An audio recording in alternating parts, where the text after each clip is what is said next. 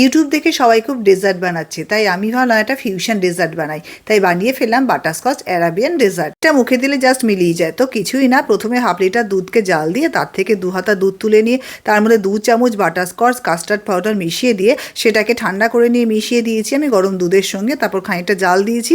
এবার এই ঘন মিক্সচারটাকে ঠান্ডা হতে দিয়েছি। এই ফাঁকে আমি একটা ছোট পাউরুটি সবগুলো পিসে সাইডগুলো কেটে নিয়ে সুন্দর করে সাজিয়ে দিচ্ছি একটা বড় পাত্রে। তারপর সাজানো পাউরুটিগুলোর উপরে ঠান্ডা কাস্টার্ড দিয়ে ওপর থেকে আরেক লেয়ার পাউরুটি সুন্দর করে সাজিয়ে ওপরে আবারও কাস্টার্ড দিয়ে সুন্দর করে ঢেকে দিয়ে এটাকে ঠান্ডা করার জন্য রেখে দিয়েছি ফ্রিজে।